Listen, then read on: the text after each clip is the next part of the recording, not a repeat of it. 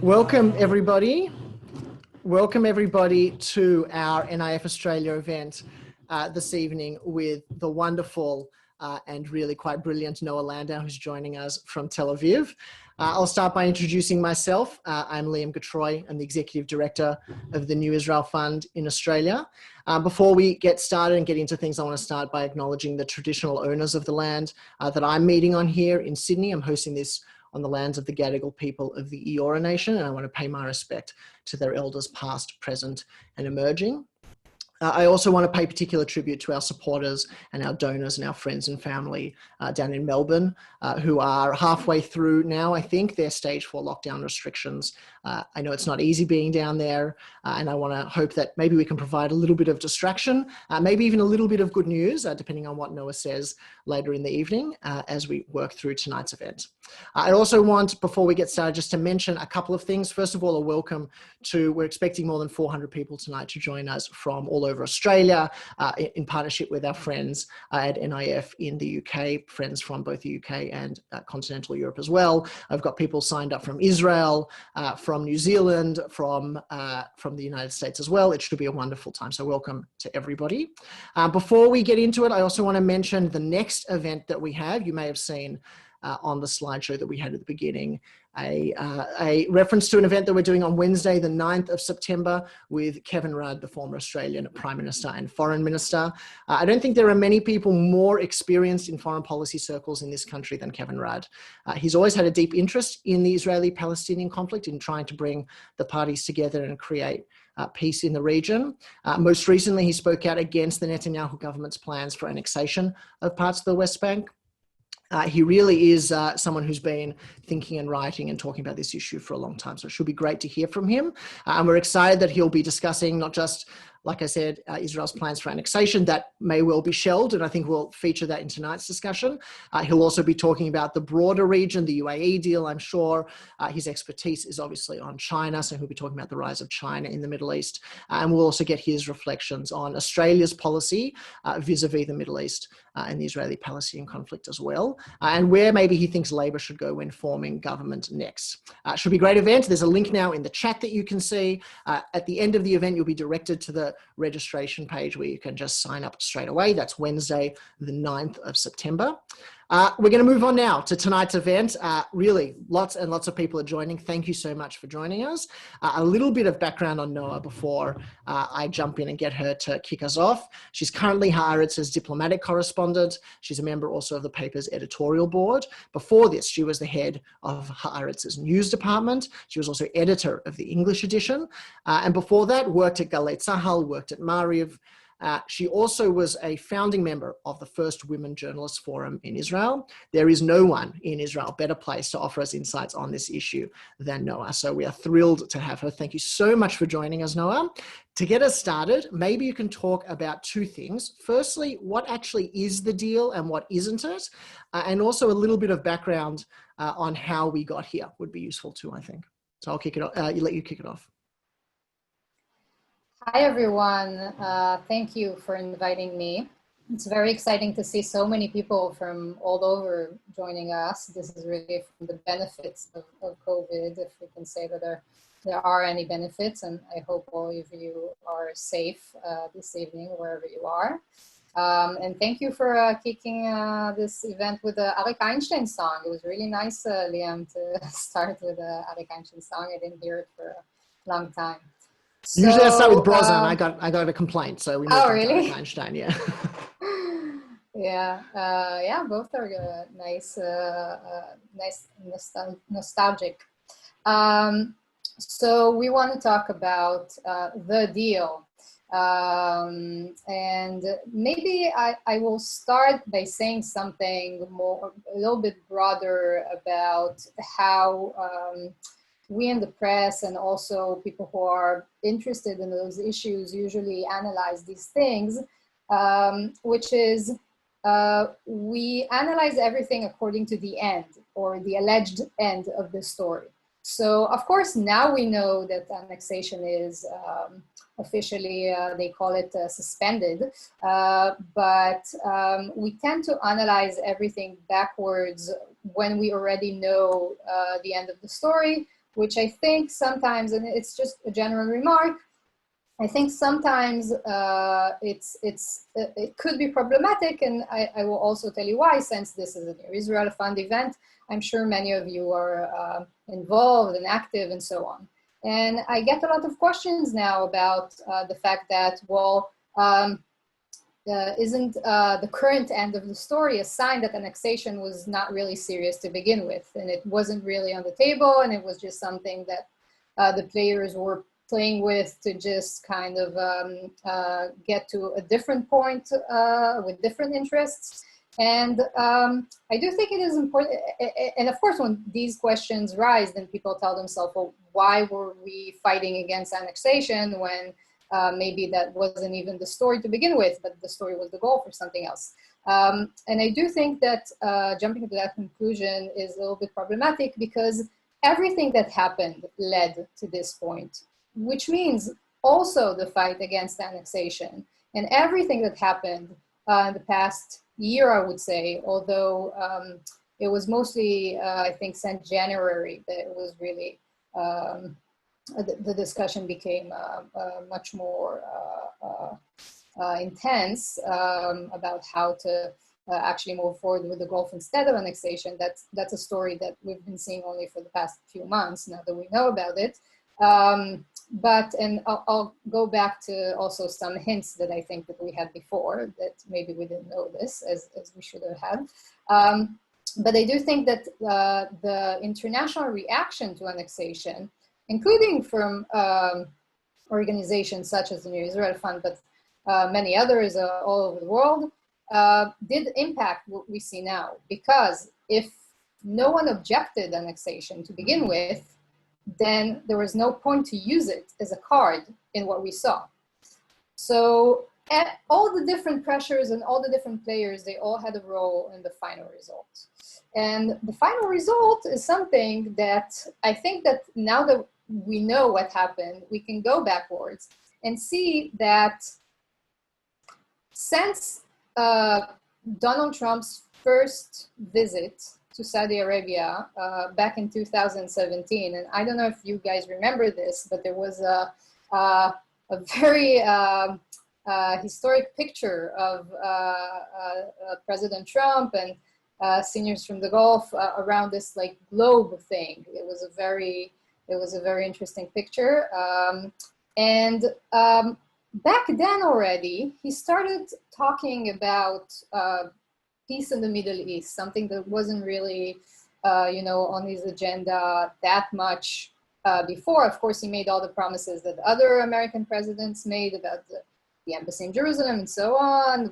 We tend to say it's for the evangelicals, although I think now we're also saying that this also could be a little bit exaggerated, that that's all the evangelicals wanted it and so on. But let's say that that's the case. But the whole issue of a deal, of bringing the deal of the century and so on, that we started to see that more and more after that visit.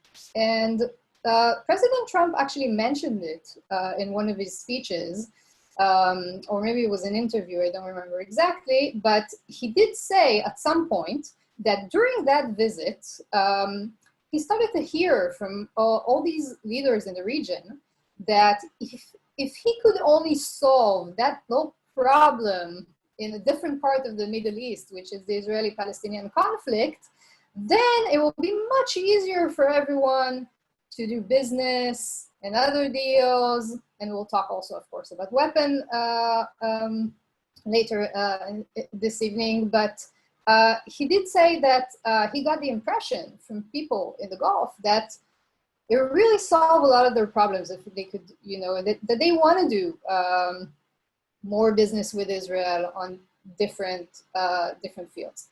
And this is the president's narrative. So once we know that this is his narrative, we also understand that this was on his mind to begin with. It wasn't only, or it wasn't really, depends on how you look at it, about the Israelis and the Palestinians. But to begin with, it was also about the Arab world, or specifically the Gulf. and specific countries there also. And then when we look at it this way, we can also go back to the Bahrain summit. And I was there in Bahrain when they had they basically launched the economical part of the peace deal, of the deal of the century in Bahrain. And when I was there, it was pretty clear also that the Palestinians are not the center of this story. Because maybe on the stage, they were talking about Palestinians and etc., but there were really not many Palestinians there physically to begin with, and those who were there were not the center of attention of the administration. Jared Kushner and others who were there, Brian Hock, Dina Powell back then, many senior administration officials, were not really concerned with the Palestinians who came. And also, by the way, I have to say, there were some young, bright, interested Palestinians who came anonymously to kind of like maybe give it a chance, see, you know, what it's all about. But it didn't. I saw some of them even introduce themselves to Kushner, and he really didn't care. What he cared about was the lovely people in the Galabias, the one in the white Galabia, the ones that were, prominent business people from the Gulf. And what really happened behind the scene was normalization between Israeli and Arab business people, basically. So also back then you could have, we already got the sense that this is also about something else. This is not only about, or not even about solving the conflict, but solving something else. And the word normalization was already in the background. And I think it was when, and then of course the whole deal was introduced, and this whole issue of annexation started to be more, took more kind of the front stage of this whole deal. And then, as I said, around January, it was an op-ed by the ambassador of the Emiratis to Washington, who wrote, it was translated into Hebrew to Israelis directly, and also was published in English in the States, that he is actually offering a deal, normalization and not annexation. That was very clear. That was on the table since then. It was very clear that this is what he's offering. I think many maybe in Israel didn't really think about it that much, only because Netanyahu kept saying annexation, annexation, but the offer was on the table. And they really started some more intense conversation about it because of that op-ed. And I think we can talk about it later more if you want, but I think whether annexation was really what the Emiratis were concerned about, or if it was just a good excuse to do something they wanted to do anyways and appear like they're saving the situation in front of the rest of the Muslim world. In any case, that was a good card that helped everyone kind of achieve something else they wanted and avoid something that got very complicated. The implication also being that Bibi didn't really want annexation, probably. He also wanted the get out of jail free card. I mean, I do think that he wanted annexation. I mean, we don't really know what leaders think in their hearts, right? We only know what they say. And what they say is not always what they really think in their hearts. So I don't know what Bibi really wanted himself. But I think, I mean, from what I've been following him for quite a time, and I don't really think he cares personally that much about any issue. It's mostly about interests, and he's not different than any politician in that sense. But he is very good at it because he has also a lot of experience by now. But I do think that it was good. It was good for his campaign. It is something that he wanted to somehow he did want annexation in the sense that he didn't want to show his voters that he's doing it, or at least something symbolic. It was, and also you have to remember the context. Israel has been in election forever. I mean, the whole year was around elections. We had 3 rounds again and again, and everything we heard was, under the title campaign promise. So I do think Bibi wanted it in that sense, but I do think that he realized that it's becoming much more complicated from several reasons. First of all, even in his own base, in the right wing, settlers, for example, were divided on this issue. So settlers who were, let's say, more ideological, thought that annexing only 30% of the West Bank, which is the most amazing offer they ever had, is absolutely unacceptable because they want 100%. For them, it's, 30% is nothing. So suddenly he started to have this opposition from settlers who are supposed to be, in his base. And then to add, adding to that, most of the Israelis, because of the COVID crisis, and which also led to a financial crisis, which is still what Israelis mostly care about these days, absolutely not annexation, that's not the first issue. So adding to the fact that his own base started to grow an opposition, you also saw that most Israelis couldn't care less if there's annexation or not. So where's the benefit for him? And then he also saw that the Americans are getting colder because the Americans also had other issues.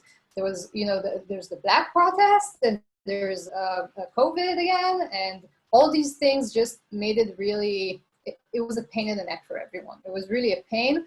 And of course, there was all the international pressure that came from a lot of different directions. I actually can't remember even one country that was 100% supportive of annexation.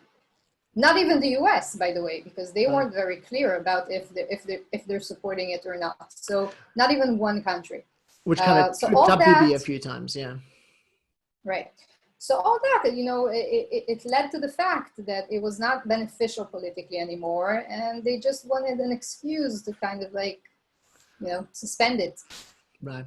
So it might be, we'll definitely get back to talking about how this impacts the core of the Israeli-Palestinian conflict very soon. I also want to make a point out to the Q&A button that's on your screen. Feel free to ask all the questions that you have for Noa, and we'll try to weave them into our chat as best as we can. There's already one there, which is a good one that we'll come to soon for sure.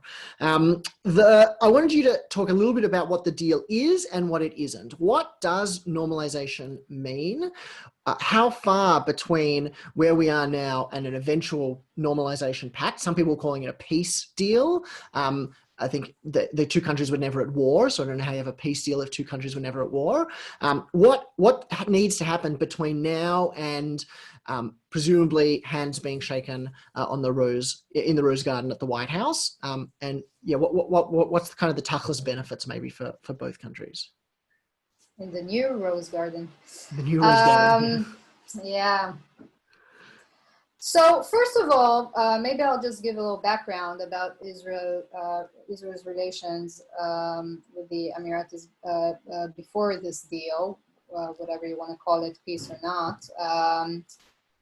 There have been secret and not so secret relations with Dubai, Abu Dhabi, and so on for at least 20 years. There have been official Israeli representatives in the country even since 2005. I personally know people who served there as official representatives of the Israeli Foreign Ministry to the country. So of course it wasn't, it wasn't well known, it was under the table. All these relations were semi-secret.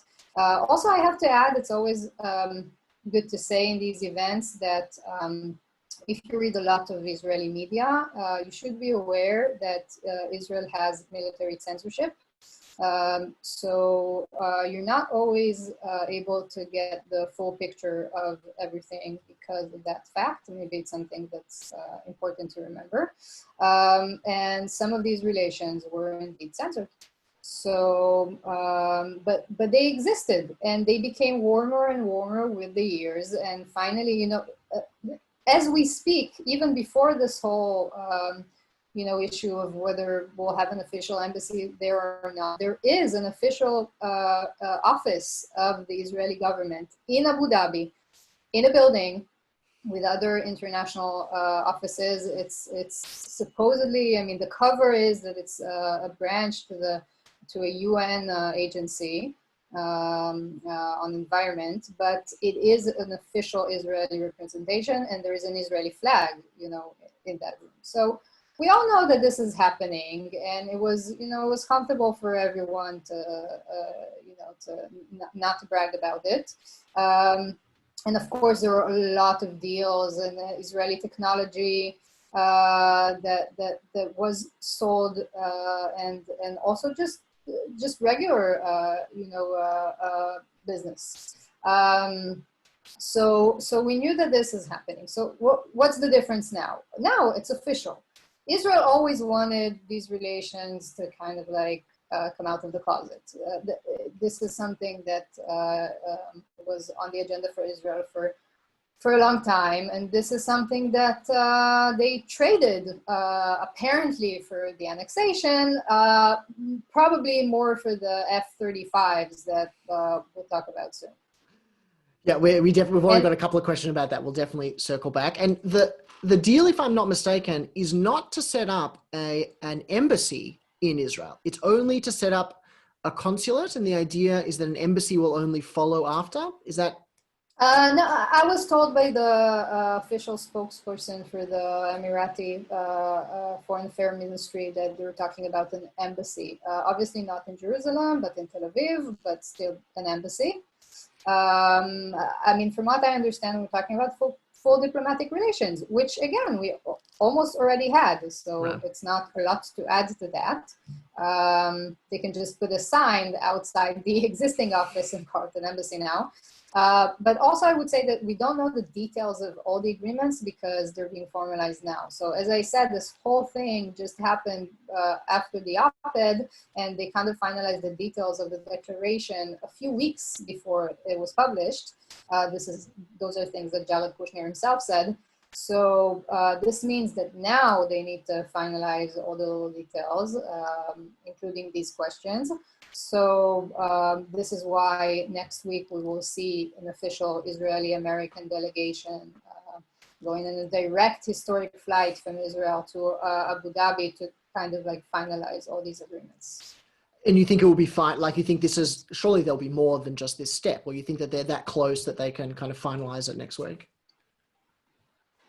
I mean, I'm pretty sure that everything was discussed ahead, but not with the right people. So this was mostly, most of the negotiations were happening among a very, very, very specific small group of people, which is Prime Minister Netanyahu and Jared Kushner, and then the ambassadors also, and then you know, the leaders from the Emirati leaders and their ambassador to Washington. So this was really, even if they have understandings, there's still all the people, all of the professionals involved now have to be, you know, on the front line, actually, you know, writing these agreements.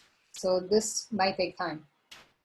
So let's come back to the Israeli-Palestinian conflict. There's been some narrative around that by striking a deal, this is the regional piece, and the regional agreements has always been a priority for Prime Minister Netanyahu over and above a direct resolution of the conflict between Israelis and Palestinians.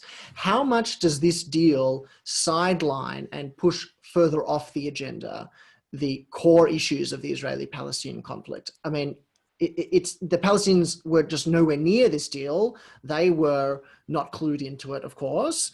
How much does this help or hinder the cause of reaching a resolution to the Israeli-Palestinian conflict? Well, so first of all, it's a war of narratives now, because Netanyahu's top mission is now to claim that this deal proves ultimately that you can have peace with the Arab world without the Palestinians. Right. And this is going to be really a centerpiece in his campaign, which will have another election pretty soon, I'm sure. And then, you know, it will be a part of this campaign. It is already now that he, from all the past leaders, including Begin, who, you know, made peace with Egypt, he's the only one, the first one who brought peace without any concessions and without the Palestinian issue at all. But of course, that's not objectively true, because if the Emiratis needed annexation off the table, first of all, Palestinians are definitely in that picture. And second of all, even if you would claim that they don't really care about the Palestinians at all, because, you know, the proof is they don't care about occupation. They only cared about annexation. So that's the ultimate proof that they don't really care about the Palestinians, and so on. The Palestinians themselves, you know, that's what they're saying, that they were, this was a massive blow to them and betrayal. So when you look at that, you know, that's not clear that this narrative that it doesn't have to do, you know, anything, that there's nothing to do with the Palestinian issue. Of course, there was something. Even if the Emiratis only needed that as an excuse, it still means that it's part of the conversation and not disconnected from it. So this is kind of, I think, a narrative war that we will see now on the ground. And I think, I mean, from what I see from Palestinian reactions now, I think they're mostly concerned now with, I mean, both sides are now, or three sides are now concerned with which countries are going to join this initiative. So Secretary Pompeo went to this journey across Israel, Sudan, Bahrain, the UAE, and Oman today. And Kushner next week, before he joins the Israeli delegation to the Gulf, will also visit, and after will also visit Qatar and Morocco and other places. And the main goal is, of course, bring others to the initiatives and to show that it's not only a one-time thing, but a trend. We want to show that it's a trend. So it's really important to the White House and really important to Israel to somehow convince another country to join. And the Palestinians, as I said, they're also concerned with that, and their goal would be to stop it, to prevent that kind of a trend from happening. Even if they failed with the first one, they're definitely now trying to stop others from joining.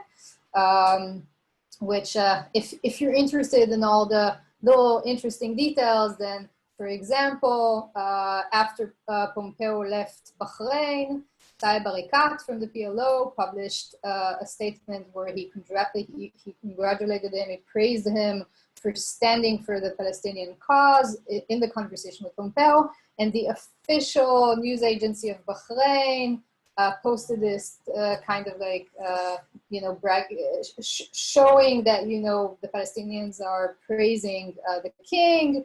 So there's a whole battle around that.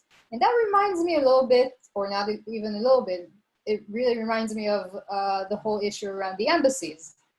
Because with the embassy, when it moved to Jerusalem, there was kind of like the same situation. The US was really eager to bring more countries with them.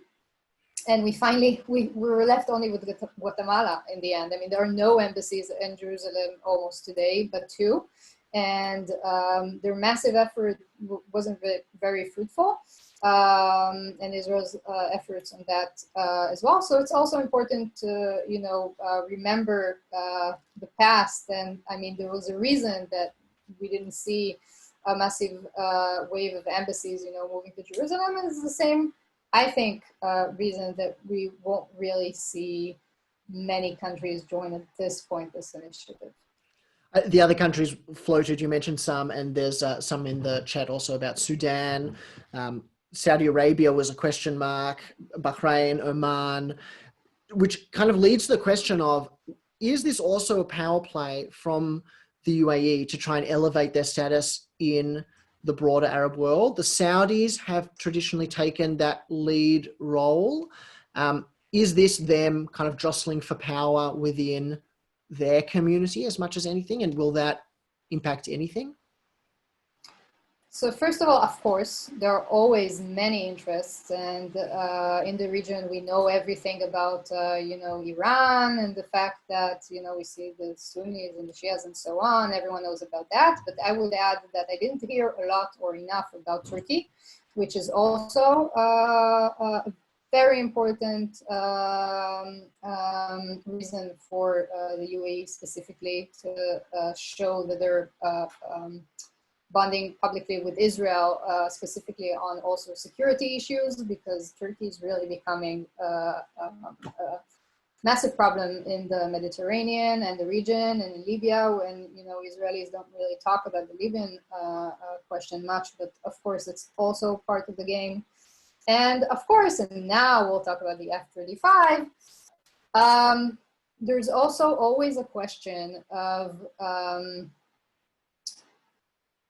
this, I think it's kind of a myth, but it still exists, this concept in world diplomacy that relations with Israel are the back door to Washington. There's this concept that I actually think that with the Trump presidency, from all, we actually, Israel's best friend and everything, I think he actually showed that this is not really the case in international relations, because to remind you, again, around the embassy affair, there was a point where Trump threatened to cut the aid to several countries in Latin America because he accused them of letting immigrants come from arrive to the US from their borders. Yeah. And right when that happened, with this whole debate with the US was happening between them and the US, they met Netanyahu and they claimed that they want to move their embassy and so on. And back then also Netanyahu told us in briefings, they know that we can help them with the Americans. And this is kind of what we see now with Sudan, because the Sudanese are very eager to, get off the sanctions list for terror supporting countries. And they're trying, to trade that for the normalization with Israel. But I would add at the end of the story with the embassies in Latin America and all these countries, Honduras and so on, that met with Netanyahu, Trump cut their aid anyway. So it didn't really help, and they didn't move their embassy. So I think it's this whole perception. I mean, there is truth to it that Israel, of course, is an ally, of Washington for many years, and I'm sure there are some doors that did open this way. For example, there's an interesting story about Azerbaijan, but also others. But it's also a little bit exaggerated. I would even say provocatively that even a little bit anti-Semitic to think that Israel is the back door to Washington, and that's the situation. So we do know that Sudan is one of these countries that wants wants something from the US, but on the other hand, we hear the voices from the ground, and the Prime Minister, said publicly that he does not have the mandate to normalize relations with Israel. And again, it reminds me when we heard from all these countries about the embassies, you always had like a president who says they want to, and then a foreign minister who says they won't. And then, there are always these mixed messages. So I think we will see these mixed messages now from all these countries that we mentioned that are a possibility. In the end, I can't even gamble. I can't even try to guess which country would be reasonable. I mean, many people said Bahrain, for example, because, it's special ties with the Americans. But when the Saudis said that they're not in, then I don't know if we can, say that Bahrain for sure will be. Oman has this whole image of being the broker between Iran and the rest of the world, so it's also difficult for them not to be neutral. So it's hard for me to guess which country could be next. It seems core to the deal, at least in the understanding that the Emiratis had, was the sale of the F-35 fighter jets to the UAE. They are planes that Israel has had access to for quite a while now as part of the American commitment to Israeli qualitative military edge. It seemed that the F-35 sale was part of the deal in the understanding of the Emiratis. Netanyahu my understanding is it was on the front page of the paper in Israel that this was part of the deal. Netanyahu had to kind of walk it back a little bit and say, no, I don't like that. It wasn't part of the deal, which pissed off the Emiratis then. There seems to be a conflict over these F-35s. How important is it actually to the Emiratis in terms of getting this deal? And I guess this is also then a segue into how this is playing out on the Israeli street and part of the discussion I want to have, which is around the protests that are still happening around the Prime Minister's house. So what happened with these F-35s and the kind of tantrum that Netanyahu almost seemed to have? First of all, I have to say that I personally think, I mean, from all the evidence that we have until now, I don't think it was part of the deal per se or officially or something like that. I mean, from what I understand now, I think that the case was really that Netanyahu himself, at least officially, left a trail of evidence that he is actually against it. And he says that he's still against it.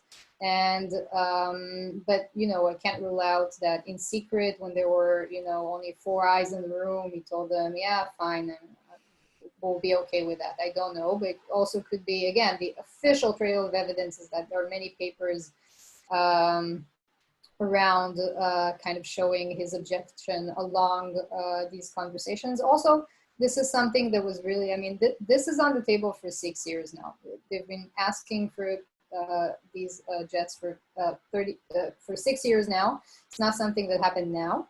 And from what I hear from them, from the Emiratis themselves, I mean, what they're saying is it wasn't in the deal, but we do expect that since we have now official diplomatic relations and we're not enemies in any kind of way, then Israel would not object it, which makes sense. So in the end, you know, it's more of a, everyone thought that, you know, it could lead to a new review of the situation. And of course, President Trump is, you know, wants the deal. This is very good for the American economy, you know, in a situation where it needs the boost. And when he was talking about that, you know, that deal in the press briefing in the White House, his eyes were like glittering. You know, when he spoke about it, when he said, "Then they have the money for it." You know, pretty expensive. So the fighter jets, from what I hear.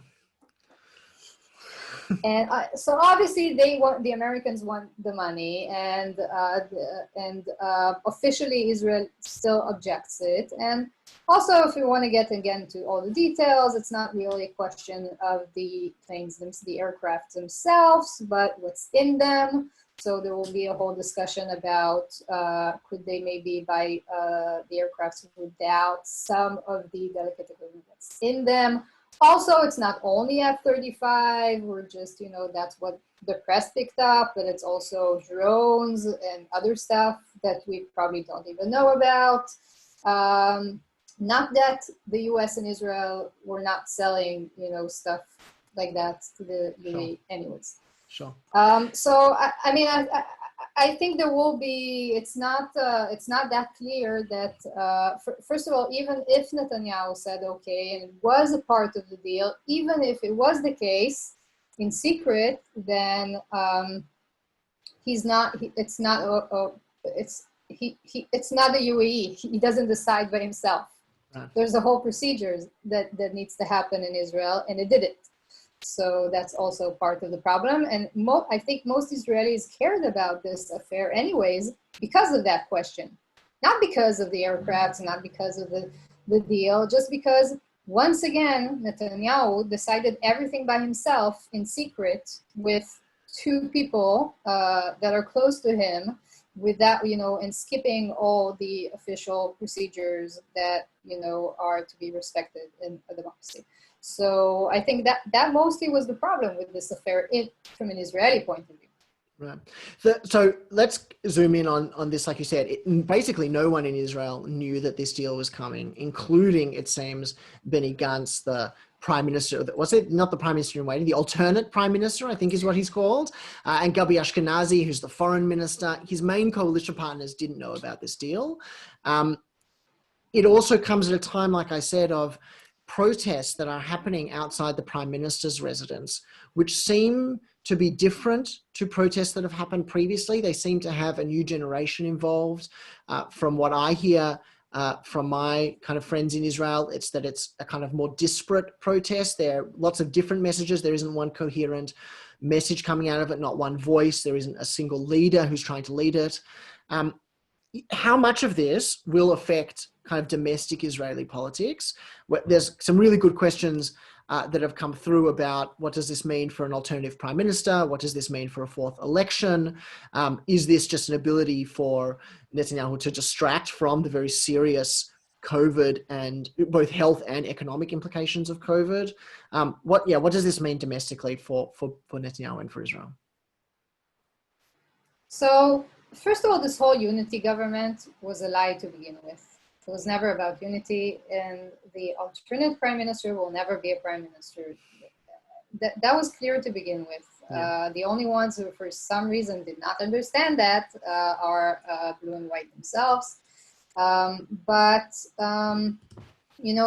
go back to the beginning of your question, the fact that he did not share with them the details of the deal is it's not only about, we in Israel always like to, I think it happens abroad as well. We always like to think about the personal aspects of politics. Netanyahu didn't tell Gantz and Ashkenazi, so, it's a fight between people. We like to focus in politics on the personal grudge and fight and emotions. But it's also about Netanyahu not sharing this with the foreign ministry, people who are in charge of these relations, who are part of these relations for 20 years now, that, work there. They are, professionals who, would, of course, not leak this because they have a lot of secret information that they deal with every day. I mean, that's their job, not to mention, of course, the defense ministry and so on. And I can tell you that a while before it was published, I was trying to verify a tip that I got that it's actually going to happen. I thought it was crazy. Someone told me that the UAE is going to announce formal relations with Israel. I thought, okay, worth checking. And no one in the foreign ministry had any, clue that what I'm talking about. And not, that they just, sometimes, they deny and they lie and that they knew, but this time it was really not the case. So I think it's also important to remember it's not only about the fight, the personal fight between the figures. It's also about how a state functions, and that Netanyahu is he is acting more and more, and also presents himself as a one person who decides everything, on behalf of everyone. That's not how Israelis want this to work. I mean, some of them.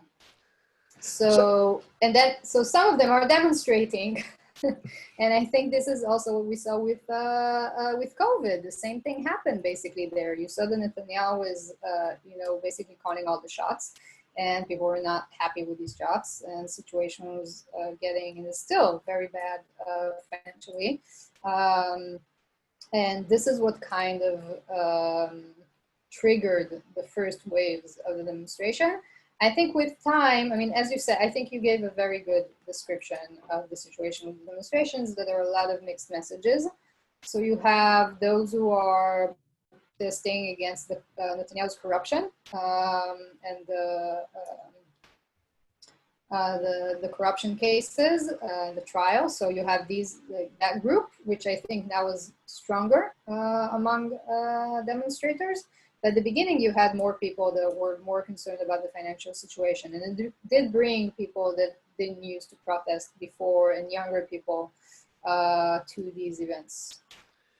It seems that the most popular politician in Israel, or the one who would be most likely to take over after Prime Minister Netanyahu, would probably be Naftali Bennett. That's the word that I'm hearing, that he at least is, maybe the likely successor at this point. Is that an analysis that you share, that if Netanyahu was to have to step down, or if there was another election, that the biggest beneficiary would be Bennett? No, I don't think so, and I'll explain why. But I would also say that journalists are very bad prophets. No one predicted Trump. No one predicted Brexit. We're just not good at it, so we shouldn't do it. But I would say that Naftali Bennett almost wasn't even a Knesset member. Not that long. Well, wasn't long he? He ago. lost his seat. Yeah. In the second round of elections, he actually lost. He didn't get even one seat. So just to show you how, this thing is very unexpectable. So now he has in the polls, some kind of a rise, but I'm not sure it will last. And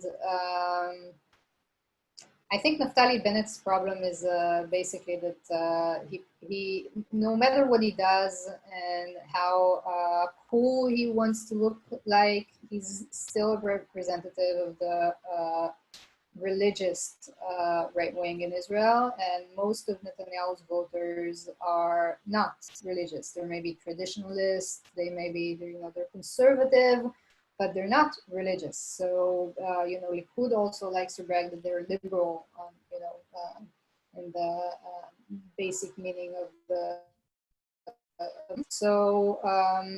I don't think he could really. I don't see someone with a kippah as a prime minister in Israel in the next few years. But again, what do we know? How has this impacted on, I guess, Labor's fortunes? Labor, obviously, or part of 2/3 of Labor joined the Netanyahu government. Merav Michaeli still sits outside the government. It seems like in the latest polls, Meretz seem to be showing a bit more strength than they did at the last election. Labor is basically disappearing into obscurity. How have they welcomed this deal?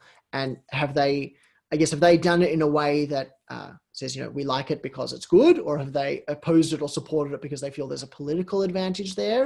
And I guess by extension, if you were, leading the left politically, to what degree would you embrace this deal? To what degree would you kind of say that there were process issues and should be rethought? Thank God I don't. First of all, there's no left in Israel. I mean, in this, there is no left in Israeli politics at the moment. I would say, apart from the hope that maybe the joint list would be more. We'll start something with, more Jewish partners. It will be kind of like a Jewish-Arab joint list. There's kind of like that hope in the air for the next elections or after.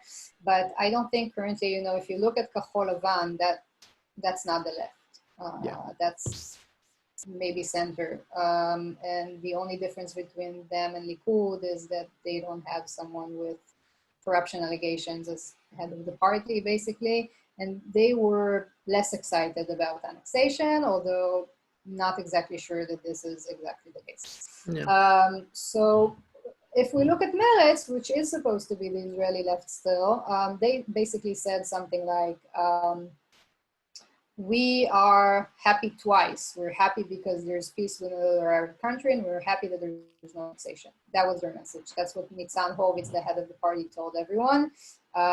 This is great. This is great twice. We're happy there's no annexation. We're happy that there's peace within our state. I didn't hear anyone from the Israeli official politics saying something like, this is something that we should be concerned about from the point of view of our relations with the Palestinians, or our non-existent relations, or our future relations. I didn't hear that much,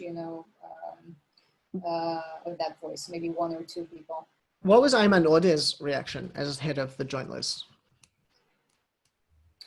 I have to say I didn't follow it that much, but he also did not express it that much. Right. So I think this was something that they were kind of also conflicted about. You also need to remember that there's a whole issue between the PA and Abu Dhabi concerning Mr. Dakhlan, who, if you don't know who he is, just Google it, but he's kind of like the arch nemesis of Abu Mazen. He was expelled from the party. Out there in Abu Dhabi, and there's a lot of inner politics also around that. So just something to know. There was Amira Haas had a good article in Haaretz a couple of days ago about Mohammed Dakhlan, and good job to Irving in the Q&A for bringing that up as well. Will you give us, we've got only a few minutes left. You were on the Bibi beat for a long time. So maybe you can also give us some, maybe an update on how his trial is going, what happens next, and whether there are any rumblings of how it might end or yeah, where it might go next. Yeah, not that long, but yeah, I mean, it's going to be very long and painful because we are only at the actual discussions, even they didn't even start it. Right. So I think it was 2 months ago that the judge gave it 6 months. In a few months, we'll see, the sessions really starting. And then he's supposed to be in court, or the sessions are supposed to be 3 times a week, which is supposed to make it faster. I don't think it will happen. There's always an excuse. There's always something. There's always, I mean, you can delay this forever. So it will take time. I mean, that seemed to be one of the reasons he wanted an election, was that he could use that as another excuse to push it out. I have a mandate. You still, you can't kind of, persecute me by putting me on trial in the way that he kind of claims. And so would that make an election more like, is that one of the driving reasons behind him maybe wanting one? Well, the main argue now around having election or not is that his coalition contract with Kahol Lavan basically gave him only 2 options to kind of like break the deal before Gantz becomes actual prime minister. So the budget was one of them. The budget was kind of a loophole where he could have, used it as an excuse to have elections before we see Gantz as a prime minister. So that's of course the reason that he wanted the compromise that was agreed on, which is let's postpone this whole decision. Let's just leave the state without the budget. Who needs the budget? The most important is unity. Which unity? We don't know. There's no unity, but fine. So there's no budget. Decision was postponed, and what it means basically is that also Netanyahu's option to break the government was postponed. So he has time to think about the new excuse. Right. Look, there is so much that we could talk about this. We do have to finish in a minute or two. And as you've said, there's more that's going to be happening in a week or so. And I'm sure there'll be even more that's happening in the weeks and months to come. So we'll definitely keep everybody updated about how it happens. Stay tuned to our Instagram weekly stories that we've started putting out, to our social media pages, and of course, to our emails. A big, big thank you to Noa Landau for joining us and helping us process all of this. It was only a couple of years ago that you were here in Australia. Hopefully very soon, COVID will be over and we can all return to our normal, exciting traveling lives, including maybe a flight from Tel Aviv to Dubai and then through to Sydney. Wouldn't that be a kind of very interesting experience? You told me before that you're off to Dubai soon, to Abu Dhabi soon, so you can give us a heads up about what you think the new travel reality will be for Israelis as well. Before we go, again, just to remind you that on Wednesday, the 9th of September, we're hosting a very exciting and interesting conversation with former Prime Minister and former Foreign Minister Kevin Rudd. That should be really interesting. We're going to talk about this issue. We're going to talk about the Israeli-Palestinian conflict. We're going to talk about Australia's role as a middle power in trying to bring the parties together, the unique relationship that Australia has with both Israelis and Palestinians. And of course, Kevin Rudd's expertise in China will also get some insights into what he thinks China's role can be in the region as well. As you leave this, as soon as I hit end on the webinar, you'll be pushed out to a registration form for that event. So I would love to have another big crowd at that event as well in a couple of weeks. Thank you to everyone for coming. Thank you to everyone who's asked questions. I'm sorry we could get to some, but not all. I tried to integrate as many of them as I could. And we'll see you all very soon. Thank you again, Noa. Thank you so much. See you all soon.